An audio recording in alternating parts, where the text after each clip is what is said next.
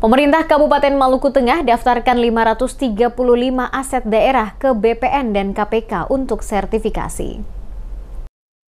Pemerintah Kabupaten Maluku Tengah melakukan pendaftaran aset milik daerah ke Badan Pertanahan Nasional BPN dan Komisi Pemberantasan Korupsi KPK sebagai langkah penyelesaian dan percepatan proses sertifikasi aset. Langkah ini dilakukan untuk mengamankan aset pemerintah dari potensi sengketa atau penyalahgunaan. Total sebanyak 535 bidang yang didaftarkan terdiri dari tanah milik Pemda, bangunan, dan jalan. Kepala Bidang Aset pada Dinas Pengelolaan Keuangan dan Aset Daerah BPKAD Kabupaten Maluku Tengah Erwin Hatuina menyatakan bahwa aset yang didaftarkan berada di Kecamatan Kota Masuhi dan Kecamatan Amahai.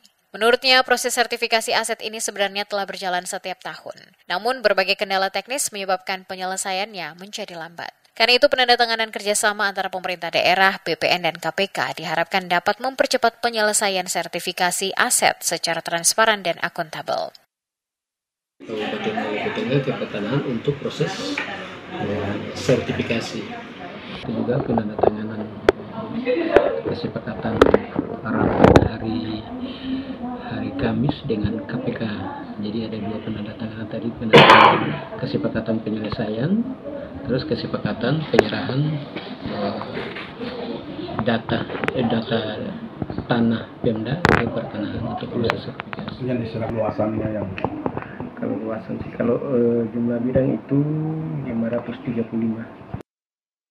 Aset-aset tersebut selanjutnya oleh pemerintah Kabupaten Maluku Tengah bersama BPN akan menindaklanjuti upaya penyelesaian sertifikasi, termasuk menanggulangi kendala-kendala yang dihadapi selama ini. Proses penyelesaian sertifikasi direncanakan dilakukan secara bertahap hingga tahun 2027 mendatang. Pemerintah daerah berkomitmen meningkatkan transparansi dan akuntabilitas dalam pengelolaan aset, serta memastikan seluruh aset yang dimiliki tersertifikasi dan aman secara hukum.